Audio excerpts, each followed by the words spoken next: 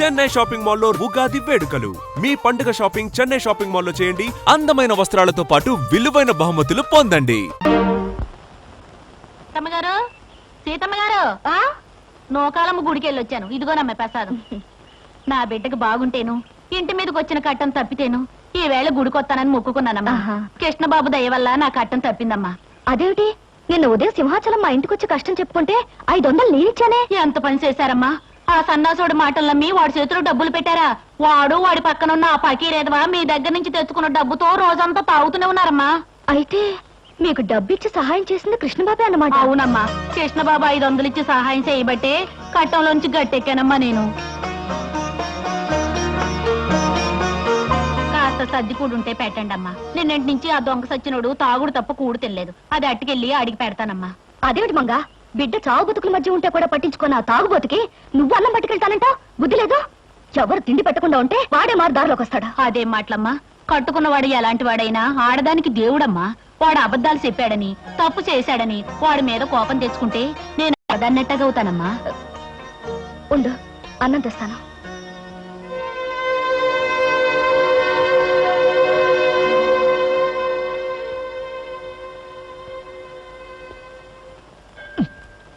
తీసుకో లక్ష్మి.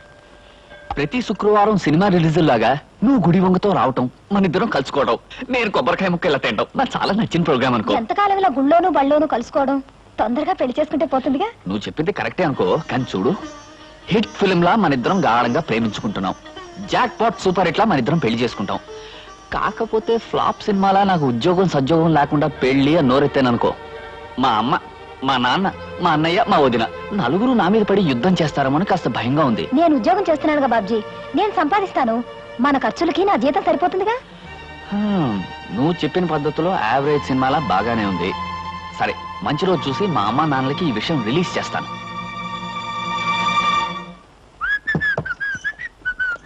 ఏమయ్యా బాబ్జీ, ఇలారా. ఏంటో కూరలు తరిగి పెట్టు, నాకు వేరే పనుంది. కూరలు తరిగి పెట్టడమా? అవునయ్యా, అవతల నాకు చాలా పనులున్నాయి. నువ్వు ఈ పని చేయి. అది కాదు దినా, కూర తిని పెట్టమను, తిని పెడతాను. అయినా ఏం కూరలు తరగడం ఏంటి? సరే, నువ్వు వెళ్ళి నీ పని చూసుకో, నేను తరిగి పెడతాను. నాకు ఇది అలవాటే.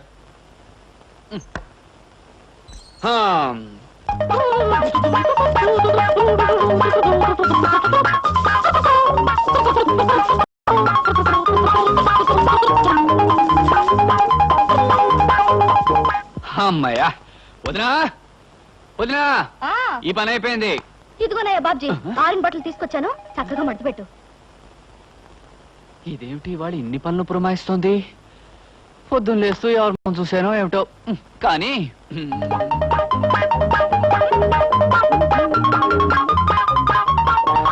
వదినా, ఇదిగో మడత పెట్టేశాను. అమ్మయ్యా, ఉండోయ్యా, 2 బిందెలు నీళ్లు తెచ్చిపెట్టు. అలాగే.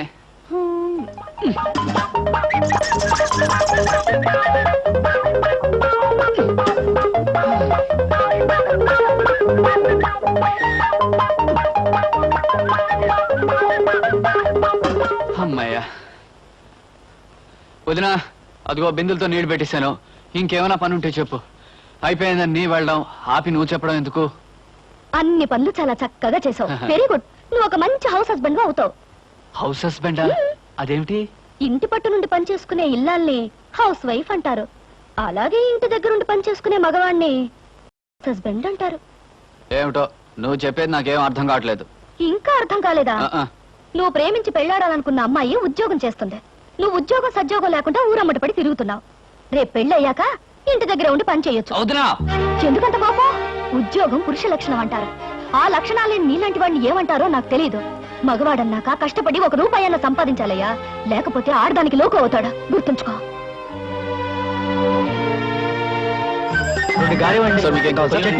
ఒక్క నిమిషం.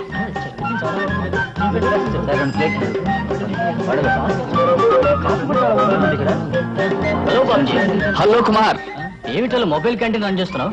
ఒరే, మనిషి అన్నవాడు తప్పు నేరం చేయకుండా ఏ పని చేసినా మంచిదేరా. నీకేం కావాలో చెప్పు, ఫ్రీగా ఇస్తాను. సార్ మీకు 10 పైసలు కదా.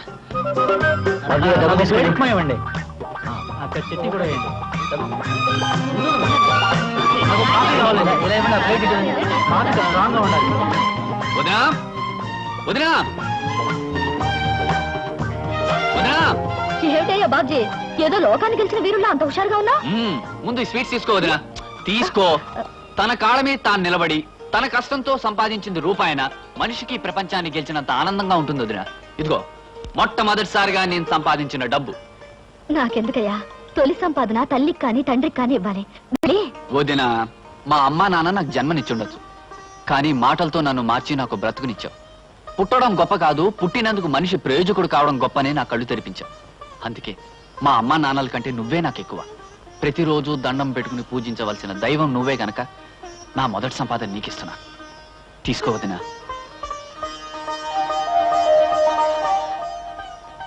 మీ అమ్మా నాన్నల కంటే నన్ను ఎక్కువ అంటున్నావు అంటే నీ పెళ్లి బాధ్యత నా మీద వేసుకోవడం తప్పదంటావు అంతేనా? ప్రయోజకుడు అయ్యావు, ఇక పెళ్లి చేసుకోవడంలో తప్పులేదు. మీ అన్నయ్య మీ అమ్మా నాన్నలతో త్వరలో మాట్లాడి నువ్వు కోరుకున్న అమ్మాయినిచ్చే పెళ్లి జరిపిస్తా, సరేనా? థ్యాంక్ యూ వదినా.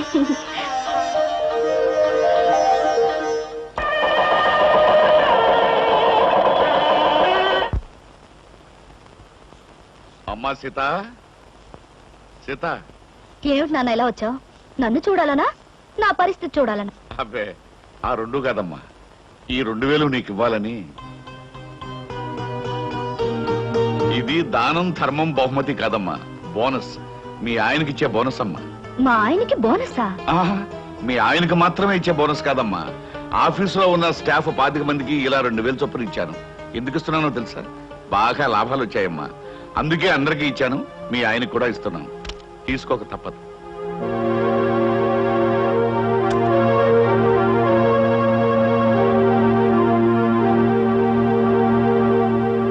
తీసుకోండి. ఏమిటమ్మా ఇది? నాకు పెళ్ళై కాపురానికి వెళితే 7 కొండల వాడికి 2001 రూపాయి హుండీలో వేస్తానని మొక్కుకున్నాను.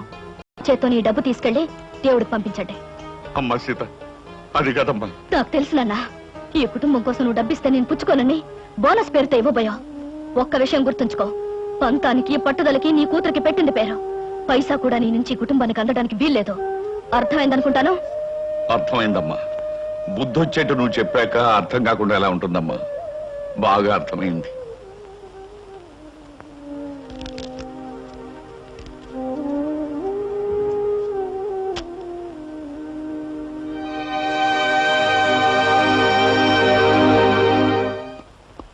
గుడ్ మార్నింగ్ మావయ్య గారు.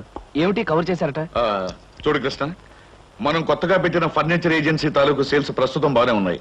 కాకపోతే ఒక గొప్ప అవకాశం రాబోతుంది, తెలివిగా దాన్ని మనం పట్టుకోవాలి. అవకాశం అనేది కనిపించాలే గాని దాన్ని పట్టుకోకుండా వదలంగా అంకుల్. ఏమిటది? గవర్నమెంట్ హై స్కూల్స్ కి చైర్స్ టేబుల్స్ సప్లై చేయడానికి టెండర్స్ పెట్టుకోవడానికి కంపెనీలకు అవకాశం ఇచ్చారు. ఆ టెండర్ మందైతే ఖచ్చితంగా 5 లక్షలు, తప్పితే 10 లక్షలు ఆమొస్తుంది. అయితే తప్పకుండా ఆ టెండర్ మనదయ్యేటట్టు చేద్దాం. కాకపోతే ఈ టెండర్ కోసం చాలా కంపెనీలు ప్రయత్నం చేస్తున్నాయి. వాళ్ళందరికంటే తక్కువ కొటేషన్ తో మనం టెండర్ పెట్టాలి. ఇదిగో నేను అనుకుంటున్న ఫిగర్. Very good uncle. ఈ 10 లక్షల రూపాయల టెండర్ మందే అవుతుంది. ఈ కొటేషన్ నీకు నాకు తప్ప మరెవ్వరికీ తెలియటానికి తెలియదు. ఎవరికైనా తెలిస్తే తక్కువ పెట్టి ఈ టెండర్ కొట్టేయడానికి ప్రయత్నిస్తారు. అందుచేత ఎవ్వరికీ తెలియకూడదు, ఆఖరికి అమ్మాయి సీత కూడా. అలాగే uncle. Hello, Mahalakshmi agencies proprietor Gopalarao speaking.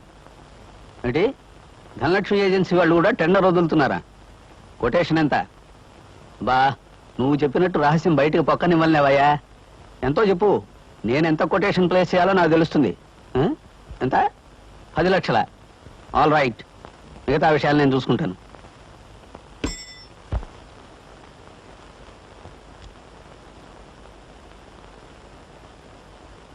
School furniture నిమిత్తం సర్కారు వారు ఏర్పాటు చేసిన కాంట్రాక్టుకు 9,99,995 రూపాయలకు టెండర్ పెట్టిన గోపాలరావు గారికి ఇవ్వడమైంది. Don't talk mister Krishna. మన వ్యాపారానికి ఒక బంగారపు అవకాశమైన ఆ ఫర్నిచర్ టెండర్ ఆ గోపాలరావు ఏజెన్సీ చేజిక్కించుకుందంటే insult and defeat for us. నిజమే అంకుల్, మనం పెట్టిన కొటేషన్ కన్నా ఖచ్చితంగా 5 రూపాయలు తక్కువ కొటేషన్ ఇచ్చి ఆ గోపాలరావు ఈ టెండర్ ఎలా పట్టాడు నాకు అర్థం కావట్లేదు. అర్థం కాపోవడానికి ఏముంది? మనం ఎంత అమౌంట్ కోట్ చేసి టెండర్ పెట్టామో అది గోపాలరావు తెలుసుకుని అందుకు 5 రూపాయల అమౌంట్ తక్కువ కోట్ చేసి టెండర్ కొట్టేశాడు. కానీ మనం ఎంతకు పెట్టామో అతనికి ఎలా తెలుసుంటుంది? చిన్న ఇంటి వాసాలు లెక్క పెట్టేవాళ్ళు, నమ్మిన మనుషులు వెన్నుపోటు పొడిచేవాళ్ళు ఆఫీస్లో ఉన్నప్పుడు తెలుసుకోవడానికి గోపాలరావుకి ఇది పెద్ద కష్టమైన పని ఏం కాదు. అంకుల్, ఏమిటి అలా మాట్లాడుతున్నారు? ఏమిటి మీ ఉద్దేశం? ఇంకా సూటిగా చెప్పంటావా? మన కొటేషన్ విషయం నువ్వే అతనికి తెలియజేసి ఉంటావు. అంకుల్, ఎస్, ఎంత డబ్బు టెండర్ పెట్టామో నీకు నాకు తప్ప మరొకరు ఎవరికి తెలియదు. ప్రొపరేటర్ నేను కనుక అవతల బాధ్యతకి ఎలాగో చెప్పను. ఇకపోతే మిగిలింది నువ్వు. నీ వల్ల అతనికి తెలిసి ఉండాలి. అంకుల్, ఈ కంపెనీ నాదే. ఇది బాగుండాలని వీధి వీధి తిరిగి ఈ కంపెనీ ఇంత అవడానికి కారకుండైన వాడిని నేను ఈ కంపెనీకి అన్యాయం చేశానంటారా? నమ్మకాన్ని విశ్వాసాన్ని కూడా డబ్బు కమ్ముకునే రోజులవి. ఆ గోపాలరావు నీకు లక్షలు ఇస్తానో లేకపోతే తన కంపెనీలో వాటా ఇస్తానో ఆశ పెట్టుంటాడు. దాంతో నువ్వు నన్నే మోసం చేయడానికి సిద్ధపడ్డా. తప్పు చెయ్యకుండా నిప్పులాగా బ్రతకాలనుకుంటున్న నన్ను నీతి లేనివాడు మోసగాడు అంటున్న మనిషి మీరు కాక మరొకరు అయినట్టయితే నేనేం చేసేవాడో నాకే తెలియదు. గుప్పెడు మెతుకులు తిన్నా కష్టార్జితంతో సంపాదించానే గాని మరొకరిని మోసం చేసి సంపాదించలేదు. అలాంటి నన్ను అనుమానించి అవమానిస్తున్న మీ దగ్గర ఇంకా నేను పనిచేస్తే నాకు సిగ్గు, లజ్జ, నీతి, నిజాయితీ లేనట్టే లెక్క. అందుకే ఈ క్షణంలోనే రిజైన్ చేస్తున్నాను.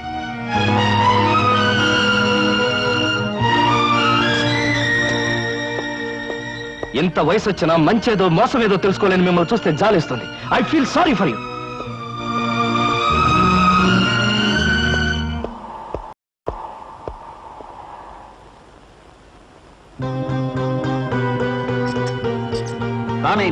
లోపలికి రావయ్యా. వద్దన్న మనుషుల దగ్గర నుంచి వచ్చేస్తున్నా నువ్వు కావాలనుకున్న మనుషుల దగ్గరికి రావాలయ్యా. అలా లైట్ పోల్లా నిలబడితే బాగుండదు. కారెక్కు మాట్లాడుకుందాం. Come on, don't waste your valuable time.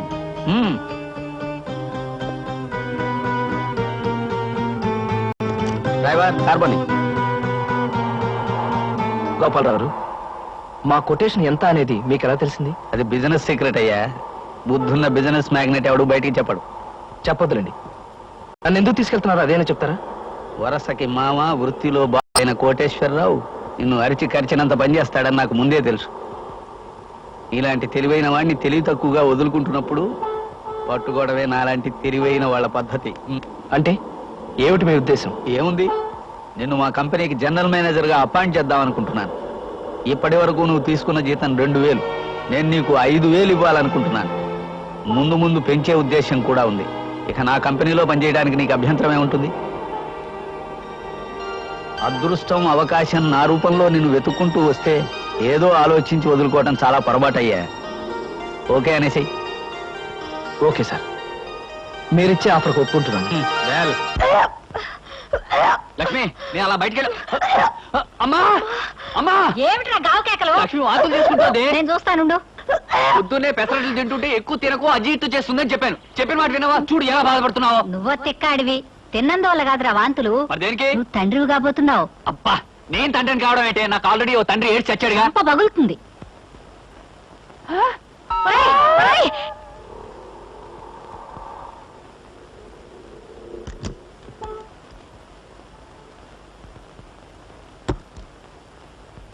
Shankaram, నాన్న, మీకెన్నిసార్లు చెప్పాను నా కోసం ఇవన్నీ తేవద్దని? నీకోసం ఎవరు తెచ్చారమ్మా? లక్ష్మి నిలదప్పిందని తెలిసి కానుగ్గా ఇచ్చేద్దామని వచ్చాను. అయినా నీకోసం తేవడానికి ఏం సందర్భం ఇచ్చి వచ్చింది గనక. ఆహా, రండి బావగారు, రండి కూర్చోండి. సీత, నాన్నగారు వచ్చారు, కాఫీ తీసుకురామ్మా.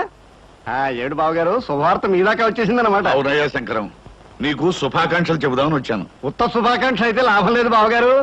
నాకు పుట్టబోయే మనవడు నాకంటే గొప్ప సంగీత విద్వాంసుడు కావాలని కళ్యాణ నగర్లో తమరు ఘనంగా నన్ను ఆశీర్వదించాలి. అలాగేనయ్యా శంకరం, తీసుకోండి. ఏమైనా నువ్వు అదృష్టవంతుడు అయ్యా. కన్న కొడుకి 1 ఏడాది క్రితం పెళ్లి చేశావు, తాతో కాబోతున్నావు. మరి నేను ఉన్నాను.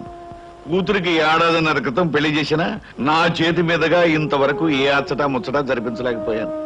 దేనికై రాసి పెట్టి ఉండాలయ్యా. అమ్మా సీత, నువ్వు ఇంకా ఇక్కడే కూర్చున్నావా? 5ంటికే పేరెంట్ వాళ్ళు వచ్చేస్తారు. అందరిలోనూ లక్ష్మికి బొట్టు పెట్టి మొదటిసారి కొత్త చీర నువ్వే ఇవ్వాలి. అలాగే అత్తయ్య గారు. కాకపోతే పెద్దవారు మీ చేతి మీదుగా ఇస్తే? పెద్దవాళ్ళం మేము చూసి ఆనందిస్తాం. పేరెంట్ జరుపుకోవాల్సిన చిన్నవాళ్ళు మీరు. నువ్వు వెళ్ళమ్మా, ఈ పని నేను చూస్తాను. వెళ్ళు.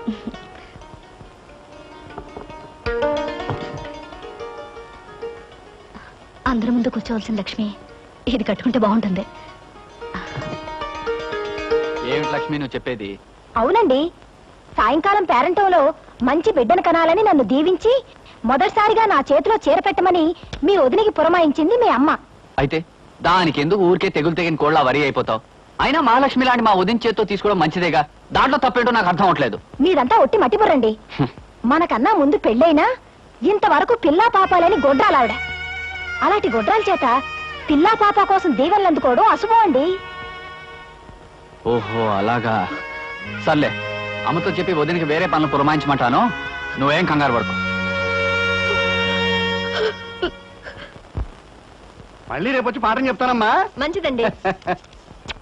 ఎంత నేర్చినా ఎంత చూచినా. శంకరయ్య గారు, శీఘ్రమేవో సంగీత ప్రాప్తిరస్తు. నాలాంటి మహావిద్వాంసులకు పాదాభందనం చేయడం మామూలు అనుకో. ఏమిటి, సంగీతం నేర్చుకోవాలి సరదా పుట్టిందా? నాకు సంగీతం నేర్పడం కదయ్యా బాబు, నా కాపురాన్ని కాపాడవయ్యా. ఏమిటయ్యా? నాకు పిల్లలు ఉండరన్నావు, దానికి పిల్లలు పుడతారన్నావు, సంగీతం పేరుతో దానికి దగ్గర అయ్యావు. ఇలా దాన్ని వల్లోకి లాక్కుని నాకు అన్యాయం చేయడం నీకు ధర్మమేనా చెప్పు? చీ చీ చీ చీ, ఎంత మాట అన్నావయ్యా మన్మథరావు. నాకు అలాంటి దురుద్దేశాలు ఏవీ లేవయ్యా. నాకు కొడుకులున్నారు, ఉన్నారు, మహాలక్ష్మి లాంటి భార్య ఉంది.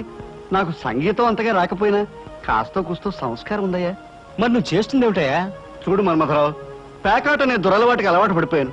ఎప్పటికప్పుడు డబ్బులు కావాలి. జాతకం అనే నెపంతో డబ్బులు సంపాదిస్తూ ఉంటాను. మీ ఆవిడ ముందు నోటికొచ్చిందల్లా కూసి అరపదరప చిల్లర పుచ్చుకుంటూ ఉంటాను. అంతేకాని కల్లో కూడా నాకు ఆవిడ మీద దురుద్దేశం ఏమీ లేదయ్యా. నువ్వు చెప్పేది నిజమా? నీ మీద ఒట్టు. అమ్మయ్యా, ఇప్పుడు నాకు మనశ్శాంతిగా ఉందయ్యా. చూడు శంకరయ్య, నీకు ఎప్పుడైనా డబ్బు కావాలంటే నన్ను అడుగు, నేను ఇస్తాను. అంతేనా? నువ్వే డబ్బులు ఇస్తూ ఉంటే సంగీత పాఠాలు ఎందుకు చెప్తానయ్యా? అయినా నా పిల్ల కూడా నాకు సంగీతం వచ్చు. ఎందరో మహా క్లబ్కు టైం అయింది. అలాగే. నమస్కారం.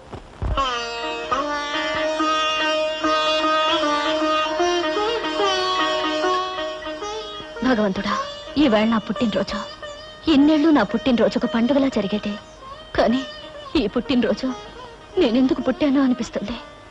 ఇక ముందు ముందు నా పుట్టినరోజులు ఎలా జరుగుతాయో ఏమిటో, అంతా నీ దయ. రండి బాబు గారు, రండి. మీ అమ్మ పుట్టినరోజున అశాంతంగా వచ్చారు. కూర్చోండి. సీత, సీత, ఏమిటి మావయ్య గారు? మీ నాన్నగారు వచ్చారమ్మా. నువ్వు మాట్లాడుతుండు, మీ అత్తయ్యతో చెప్పి కాఫీ పలహారాలు పంపిస్తాను. వెళ్ళమ్మా. ఈ ఇంట్లో పుట్టినరోజుకి పెద్ద ప్రత్యేకతలు ఉండవు నాన్న. మీరెందుకు ఇక్కడికి వచ్చారు? ఎవరి పుట్టినరోజుకి ఏ ప్రత్యేకత లేకపోయినా నా బిడ్డ పుట్టినరోజు నాకు ప్రత్యేకమైన రోజమ్మా. ప్రతి సంవత్సరం నీ పుట్టినరోజుకి ఏదో కానుకిచ్చేవాడిని. అలాగే ఈ సంవత్సరం కూడా నీకు ఇష్టమైన డైమండ్ నెక్లెస్ తీసుకొచ్చాను. బాగుంది నాన్న. దీని ఖరీదంతా? ఖరీదే ఉందమ్మా. అయినా కానుక తీసుకునేటప్పుడు ఖరీదు అడగటం ఏంటమ్మా? ఈ ఇంటి కోడలికి ఇంత ఖరీదైన నగలు పెట్టుకునే అర్హత లేదు నాన్న. తీసుకోండి. అమ్మా సీత, ఈ సీత కోటీశ్వరుడి కూతురు సీత కాదు నాన్న, ఒక కంపెనీలో ఉద్యోగస్తుడి భార్య. ఇంత విలువైన నగలు మీరు కానుక ఇచ్చినా కూడా నేను తీసుకోను. ప్లీజ్ తీసుకెళ్ళిపోండి. అది కాదమ్మా నేను చెప్పేది. మీరు ఇంకేం చెప్పక్కర్లేదు, నేను తీసుకోను. Please take it away. All right baby, ఇది నువ్వు ఎవరి చేత్తో ఏ విధంగా ఇస్తే తీసుకుంటావో నాకు తెలుసు. ఈ హారం నీ మెడలో వేసుకునేట్టు చేస్తాను.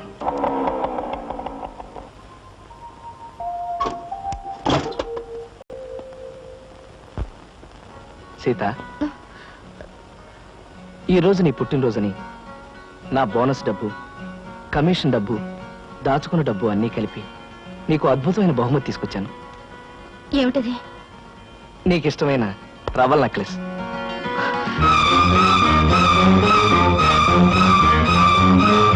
ఇది మీరు కొని తీసుకొచ్చారా? లేకపోతే కొట్లో కొట్టేసి తెచ్చానుకున్నావా? కాదా, పరాయి వాళ్ళ దగ్గర అడుక్కుని తెచ్చిచ్చారనుకుంటున్నాను. సీత, ఏమిటి నువ్వు అనేది? ఏమండి, మీ కష్టార్జితమైన సొమ్ముతో ఒక 100 రూపాయలు పెట్టి చీర తెచ్చినా ఆనందించేదాన్ని, లేక పావులా పెట్టి పువ్వులు తెచ్చిచ్చినా నేను సంతోషించేదాన్ని. అంతేగాని సిగ్గొదిలి ఎవరో కొన్న నగలు తీసుకొచ్చి అలవాటు ప్రకారం అబద్ధం చెప్పి నాకిద్దాం అనుకుని మిమ్మల్ని చూస్తుంటే ఒళ్ళు మండిపోతుంది. ఆ హారాన్ని చూస్తుంటే నాకు అసహ్యం వేస్తుంది. సీత, నువ్వు చాలా పొరపాటు పడుతున్నావు. భగవంతుడు సాక్షిగా ఈ హారాన్ని నేను కొని... ఆపండి. మీ అబద్ధాలుగా దేవుణ్ణి సాక్షిగా పెట్టడానికి సిగ్గేయడం లేదు. ప్రేమ అబద్ధం, పెళ్లి అబద్ధం, కాలుక అబద్ధం, ప్రతి దానికి అబద్ధం. మీరు మారాలనుకుని నేను మారటం నా బుద్ధి తక్కువ. చిచి, బుద్ధి తక్కువ తనం నీది కాదు, నాది.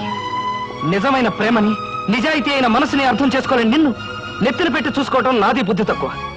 అనుక్షణం నా మనసును గాయపరుస్తున్నా ఓర్పుతో ఉండి నీ ప్రేమను పొందాలనుకోవడం నాది బుద్ధి తక్కువ. అసలు నీ కానుక తీసుకురావాలనుకోవడం నాది బుద్ధి తక్కువ.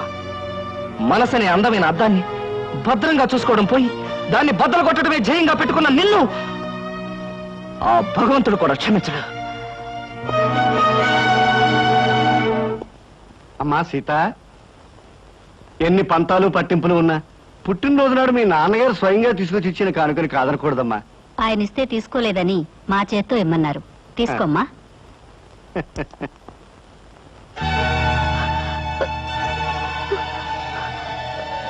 అంటే ఆయన నిజంగా నా కోసం తెస్తే అపార్థం చేసుకున్నాను.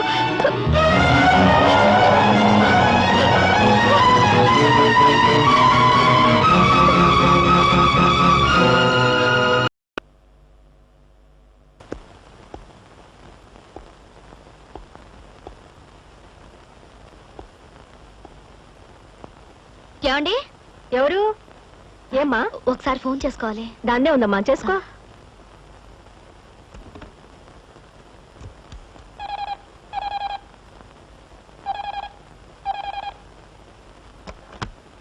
Hello, Ramakrishna speaking. నేనండి, సీతని. ఏమిటి అనుకోకుండా ఎక్కడికి ఫోన్ చేసావు? చేసిన పొరపాటు క్షమించమని అడుగుదామని. సీత, ఏమండి, ఎంతో ప్రేమతో మీరు తీసుకొచ్చిన నెక్లెస్ ని మా నాన్నగారు మీ చేత్తో ఇప్పించారని అపార్థం చేసుకుని వద్దన్నాను. తర్వాత నిజం తెలుసుకున్నాను. మీలాంటి మంచి మనిషిని ఎంతకాలం బాధ పెట్టినందుకు నన్ను క్షమించండి. అవే మాటలు సీత. ఆలుమగల మధ్య ఉండాల్సింది మన్నింపులు క్షమాపణలు కాదు, ప్రేమ, అనురాగం. ఈరోజు సాయంకాలం మీకు నచ్చిన చీర కట్టుకుని మీకోసం ఎదురు చూస్తుంటాను. తొందరగా రావాలి. తప్పకుండా వస్తాను సీత. ఈ రోజు మన జీవితంలో మరుపురాని రోజుగా మారాలి. అయితే 6 గంటలకు రావాలి. ఎంత పనున్నా, ఎలాంటి పరిస్థితి వచ్చినా మీరు వచ్చే తీరాలి. లేకపోతే నా మీద ఒట్టు. తప్పకుండా వస్తానుగా.